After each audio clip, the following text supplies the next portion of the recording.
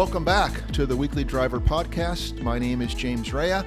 I'm an automotive columnist for Bay Area News Group, and I am the publisher of the website, TheWeeklyDriver.com.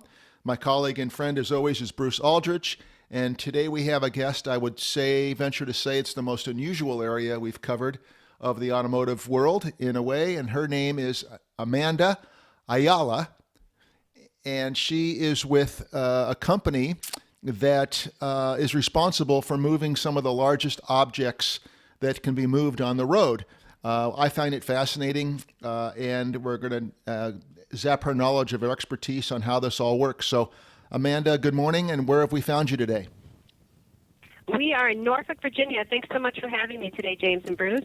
Well, great. Can you tell us the name of your company and give us a good overview of what you guys do? Sure, absolutely. I am proud to work with Commercial Truck Trader. We are an online website that brings buyers and sellers together of commercial vehicles. So anything from light, medium, or heavy-duty vehicles, we help consumers find the right truck for the right job. Great. Well, I got some information from somebody at your company a while back that talked about these big vehicles. So to me, it's very interesting how this all works. So I know that you guys have a list, or a long list, a short list, but could you just give us one from the get-go about a project that you've been involved with a customer moving something that seems impossible almost to move? Yeah, so we just published on our blog an article about the biggest objects that have ever moved on the road, and it's pretty fascinating to think the size of things that have been moved on the road. Things like the Endeavor, right? The Endeavor moved only 12 miles, but from the Los Angeles International Airport to the Science Center in California. But if you can think or imagine of driving next to a rocket driving down the interstate in California, that is the biggest thing that's ever been hauled across a roadway. How yes, about Amanda? I saw that video. I went searching for it, and it was quite a show moving that thing. And they started in the middle of the night, and I guess they said millions of people along that route were watching it. They had to cut down trees. They had to lift power lines. It was quite a show. Absolutely. Definitely not something that would have been stuck in your blind spots, for sure. No. Oh, actually, you didn't even need a truck for that. Just a Toyota Tundra pulled that thing across that bridge. Remember that? They had a commercial. A really big trailer. So what were some of the, if there's some facts and figures and numbers to that move, for example, how was your company involved, and what did it really entail? Yeah, so Commercial Truck Trader wasn't directly involved in moving of the Endeavor, but we would help find the truck that helped move that piece of equipment or that space shuttle from point A to point B. So when they went to look for the right piece of equipment to move it, we hope they came to Commercial Truck Trader to find the truck to either lease or buy to move that piece. And are you guys involved in some of the other logistics in terms of traffic on the freeway or road closures or tree removal? Are you consultants, or how does that fit into your umbrella if it does? We do not. We are simply the mechanism of putting a consumer in the right truck. So making sure that it has the right tow capacity, it has the right brakes, the right engine, the right transmission to help haul the unit from point A to point B. I saw on your list the heaviest thing towed, I think it was in the UK. It was 640 tons. Does that sound right? Yeah. Wow. Yep. What was that about? It was a generator, I believe, if I remember correctly, a power station transformer. It was 328 feet long and 16 feet wide. So again, it made a backup of more than 13 miles, and traffic only went about 4 miles an hour as it went behind it, but it was the heaviest load ever hauled in Britain. My goodness. Wow. I think that the list also said the heaviest load in the U.S. was just a paltry, 400 tons. A 400-ton generator, I think, over here. Yeah. Yep. So what the other items on that list? I don't have it in front of me. I think we've mentioned 3. So what other items can you discuss that you guys were involved with finding the right truck? Yep. So we highlight the mass boulder, so a 340-ton boulder that a truck helped move in a quarry in, again, California. Wind turbines, those are popping up all over the place as we continue to help get eco-friendly, and those are not small or light. A wind farm in China recently had an 80-ton, 172-blade piece moved with a truck. And then, of course, the generator in Utah, a 400-ton generator, moved in the state of Utah from California. So lots of really big things moving down the road. Again, I don't think I'd ever want to be in a passenger vehicle next to any of them. No kidding. And these trailers for these specialized loads, they're specialized trailers. So eventually, when their job is done, I guess it's on your site for sale. I guess maybe or what is done with them? Absolutely. Any idea? They can sell that trailer.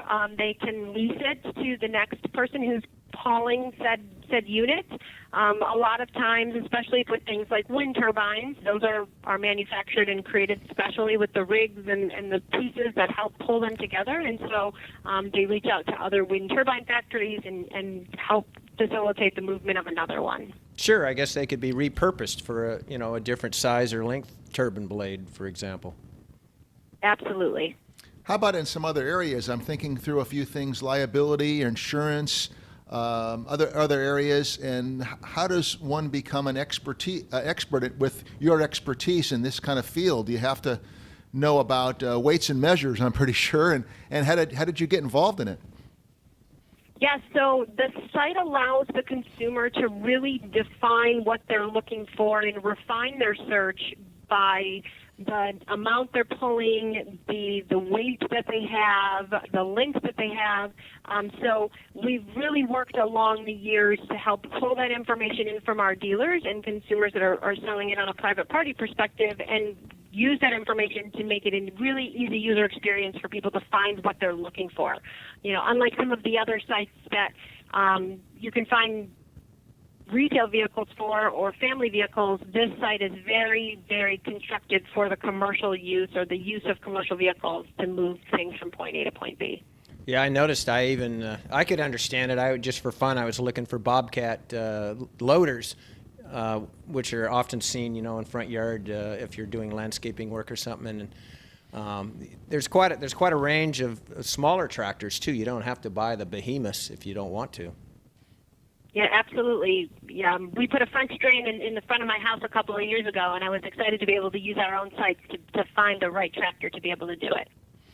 What comes to mind also, have you guys been presented with a project? I mean, you've mentioned the ones that are just even so hard to imagine, but have you been presented with something that you couldn't do? No, so we assist the consumer, and if the consumer can't find exactly what they're looking for on the site and to help them with the job that they're doing, we help connect them with our dealer network, and then in hopes that our dealer network can then help find them what they're looking for. I see.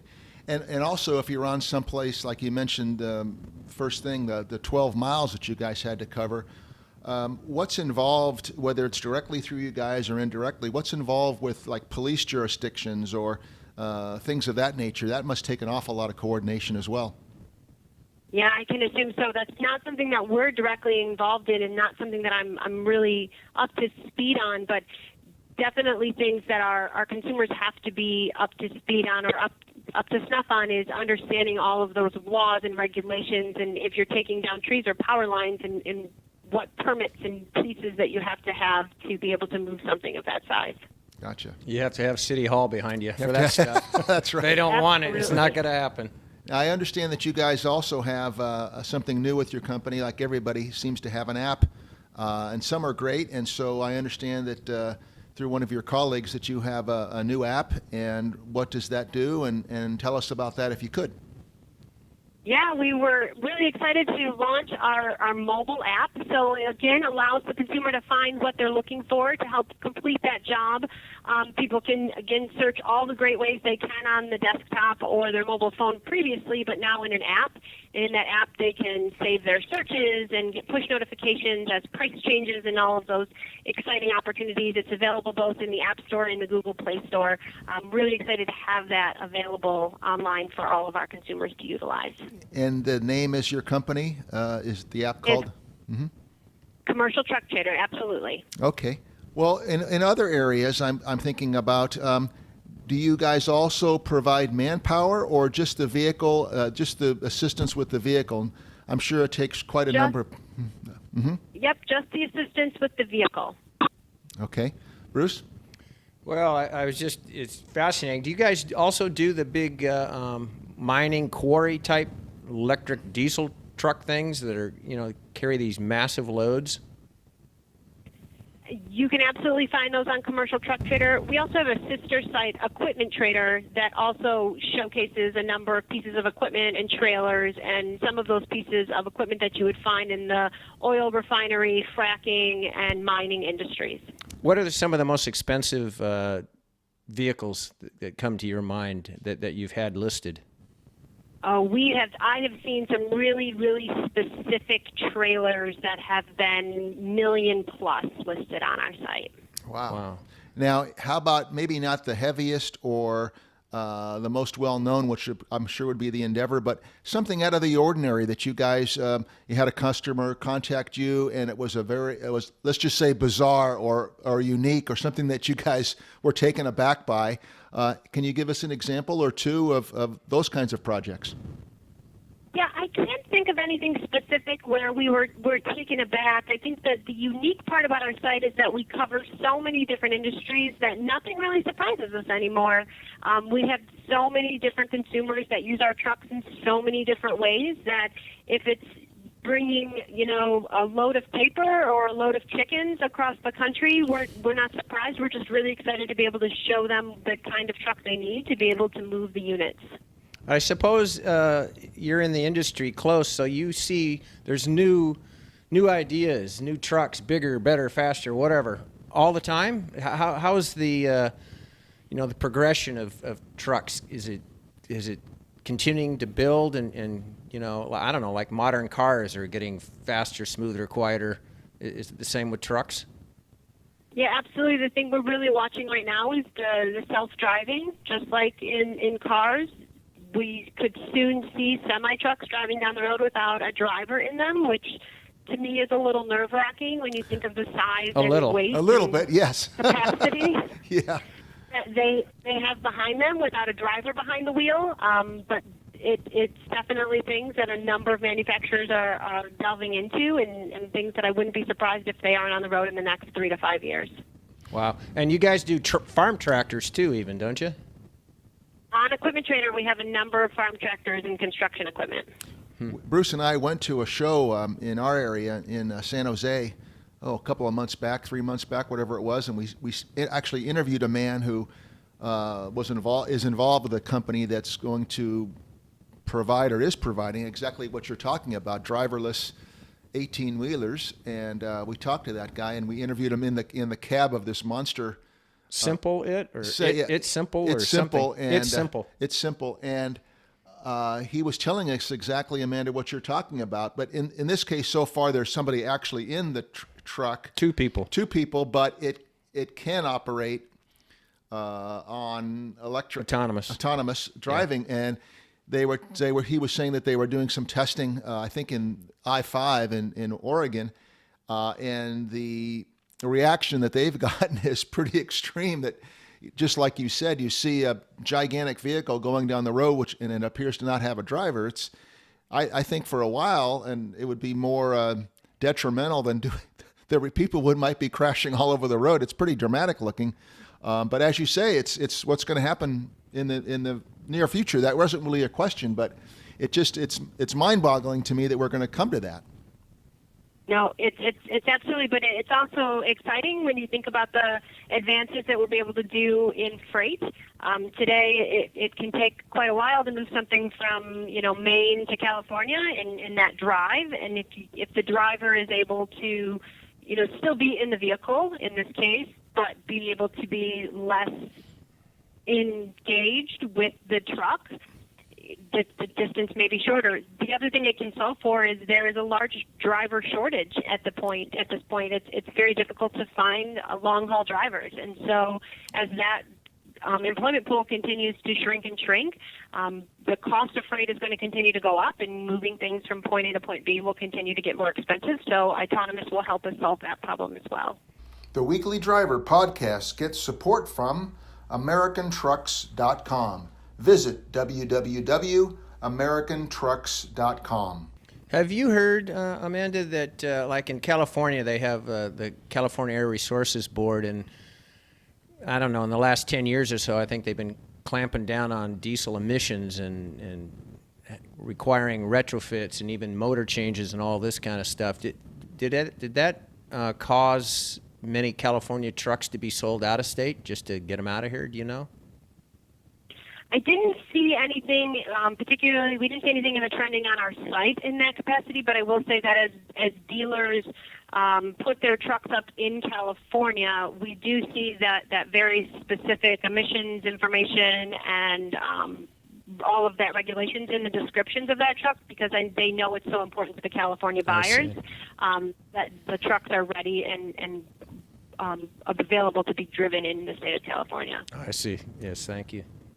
Not knowing very much about what you do in your business, what comes to mind also is if I went to a raceway or I went to an exotic car dealer and I wanted to drive a Lamborghini or a Ferrari or some exotic car, and I'm sure that they would ask me not only for a license or if I had any knowledge of the car, or I guess you know where I'm going with this.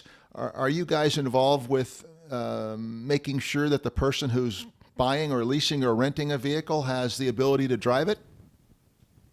We do not make that concession for the dealer, but the dealer would make all of those checks before the person made the purchase. I see. A number of people who come to our site are also purchasing on behalf of a business or purchasing a number of trucks as part of a fleet. And so then they would make sure that the people who are driving those trucks are licensed appropriately to drive the size truck that they're driving. Gotcha. Amanda, how did you become involved in this, if you don't mind me asking? No, it's a great question. My father was a truck driver when I was a little girl. He hauled gas across the country. I grew up in the Detroit area. I moved down to Virginia later on in life and joined the company and as a sales rep, and had the ability to really talk to dealers about how they were moving their inventory and selling trucks and merchandising trucks. And it was just a really exciting opportunity, and I've been able to grow and thrive and continue to learn more and more about how trucks not only move units back and forth, but also move the world. Yes. I see. Have you had any clients or business, if you recall, since we're in Sacramento and we're kind of connected to the Bay Area, do people approach you from the Silicon Valley, for example, or San Francisco, Oakland area? We work with some dealers up in that area for sure, but we've not been approached by anybody in the Silicon Valley from a technology perspective. Okay. Amanda, you mentioned gas trucks. Do you know how much gas can those things hold, and what kind of limitations are there on where they can drive and what times, or that type of thing? Do you know? Yeah, it depends on the trailer that they have. There are a number of different sizes, and then the regulations are really done state by state. So some states will allow you to haul more than others, and in some states, like in New York, have very strict regulations on the amount that you're able to haul. So what's a large amount? Do you know? Is it 50,000 gallons or more or less? Just curious. Yeah, I don't have a number off the top of my head. Okay. Well, what other areas should we be aware of? It's such a unique business. Are there other things that, when you're moving something that's just so large on the open road, what other things are considerations that we're unaware of? Yeah, I think it's important to make sure the trailer you have is also equipped to do the job that you're trying to do. So not only is it important to have the right truck, but also the right trailer. And then it's also important that not only is the truck ready and the trailer ready, but you have the right equipment to either get the unit onto that trailer, right? They didn't just pick the Endeavor up with small crane and drop it on that trailer. It took quite a maneuver to get it up there.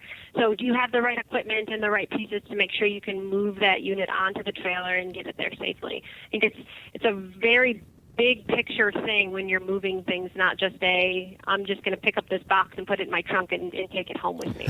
Yeah. Sure. I guess there's different horsepower, different size motors too. If you're going over the Rockies versus your, a local flat town, whatever hauler, I guess, right? Absolutely. Some of the most unusual experiences I've ever had driving were in Europe at reporting on bicycle races in the Alps and the Pyrenees. And I can remember this one time where a guy was coming uphill on a mountain road in an 18-wheeler, not carrying the Endeavor, of course, but he knew that road so well that it was my responsibility as a driver of a passenger car. I had to back up and kind of go around the bend and hug the side of the mountain, and he went on the cliff side, if you will, and we touched. We shook hands, we did it the right way, but he was so skilled with this giant vehicle on a narrow road where there were no railings. I just think how anybody can maneuver some of these vehicles, it's just beyond me that somebody could have that skill. Can you share, if you can, on the dark side, if you will, any catastrophic things that might have occurred where the Endeavor fell off what it was being hauled with? Yeah, it really is amazing to see the skill that these folks have that move these units. And you can Google and go on YouTube and see all the fail moments of things falling off of different trucks and different trailers. But what we try to do at Commercial Truck Trader is really focus on the positives and how we help move things from point A to point B and try to stay away from those disastrous and those dangerous items that have happened. Yeah, there's plenty of YouTube videos, especially, I guess it happens a lot in Russia, it seems. All those cement mixers and whatever falling off cliffs all the time. I guess I fall into that. Places you don't want to work.com. That's what I call it. Yeah, and I guess there's even some sort of a reality show, the world's most dangerous roads, and somebody will take a vehicle that probably shouldn't be on that road and risk their life because there's a pot of gold at the end of the rainbow, and they may never see the pot of gold. They may never get there. But some of that show, I can't remember what network it's on, but I have to admit it being sucked into watching that a couple of times in hotel rooms when you Alaskan Highway with it's a weird personality trait to have, to watch those shows and wonder what it's like watching an auto race waiting for the crash, I guess. But that's a whole different topic. But well, could you go over again just your website and the new app and what you have available for companies, individuals? Just give us a good rundown again, if you would. Yeah, absolutely. Commercial Truck Trader, helping consumers find the right truck for the right job.